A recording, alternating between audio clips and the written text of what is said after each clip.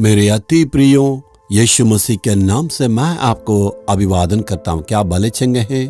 प्रभु यीशु मसीह आपसे ज्यादा प्रेम करता है, इसलिए हमेशा आनंद में रहना। क्या दुख में हैं? आज कुछ कारण के चलते आपका दिल में उदास है। आप सोच रहे हैं मेरे ताकत से नहीं हो पाता, मेरे ताकत से भी ज्यादा ये परेशान किया है। और कहते हैं समस्या तो सिर को ऊपर पार हो गया, क्या करेंगे, मेरे ताकत से कुछ नहीं कर पा रहे, ये समस्या इतना बढ़ गया है और आगे कुछ दिख नहीं रहा, मैं क्या करूं। ऐसे ही हालातों में है ना। आप ही से परमेश्वर बातें करता। आज कुछ कारण से आप उदास में हैं, कुछ कारण के वजह से आप आगे बढ़ नहीं पा रहे। आप सोच रहे मेरे पास ताकत नहीं है, इसलिए बहुत उदास का साथ है। कुछ बातों के चलते बहुत ही परेशान है, उसी को सोच सोच के आप बहुत दबाव में। आज आपके लिए प्रभु अपने वचन से उत्तर देना चाहते हैं। निर्गमन 14 अध्याय का 13 वचन। डरो मत, खड़े खड़े वह उद्धार का काम देखो जो यहोवा आज तुम्हारे लिए करेगा। प्रभु कहता है तुम्हें डरना नहीं है, खड़े खड़े जो उद्धार करने वाला हूं उसे तुम देखोगे।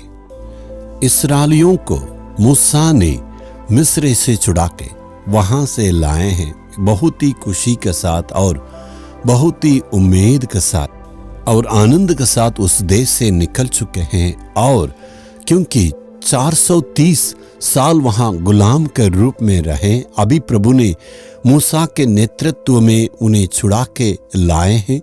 बड़ी खुशी के साथ, उम्मीद के साथ दूसरे देश पर जाने के लिए वो तैयार होकर यात्रा किए हैं। जैसे यात्रा कर कर आए, आगे देख रहे हैं तो लाल समुंदर है। लाल समुंदर के पास जाके उन्होंने छावनी डाला है, क्योंकि आगे बढ़ नहीं सकते हैं, समुंदर है, इसलिए वहां छावनी डाले हैं। जैसे ही आपको मालूम है, मिस्र का राजा फिरौन दुनिया का सबसे ताकतवर सेना को, रद्द सेना को वो रखे हैं। सारे दुनिया उस सेना से कांपते थे।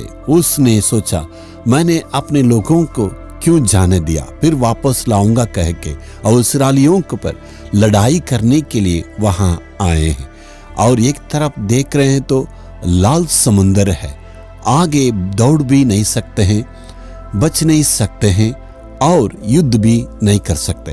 और फिरौन से लड़ने के लिए इनके पास कोई ताकत नहीं है, कोई रणनीति नहीं है, युद्ध के बारे में पता नहीं।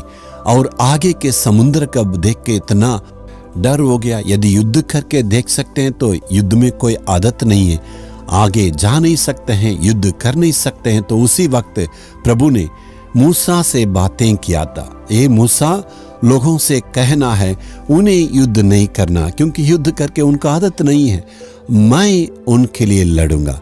परमेश्वर ने कहा, और ये सिर्फ क्या देखना, तमाशा देखना, सिर्फ खड़े होके युद्ध को देखना है, मैं किस प्रकार मिस्रियों से लड़ूंगा, किस प्रकार मैं विजय को दूंगा, इसे तुम्हें सिर्फ देखते रहना है। तुम्हें कभी भी लड़ने की आवश्यकता नहीं, क्योंकि युद्ध मेरा करके परमेश्वर ने बहुत बड़ा विजय को दिया। प्रभु कहता है तू खड़े खड़े जो युद्ध तुम्हारे लिए मैं करने पर हूं, सिर्फ देखने से काफी है। प्रभु आज आपसे कहता है मेरा बेटा, मेरी बेटी, तुम्हें युद्ध करने की आवश्यकता नहीं। आप सोच रहे क्या परमेश्वर मेरे लिए कुछ कर सकता है, मैं आगे क्या करूंगा पता नहीं। आज प्रभु आपके लिए युद्ध करने के लिए तैयार है। जी हाँ, सारे हालातों पर, सभी परिस्थिति को प्रभु ठीक करके आपको विजय को देंगे।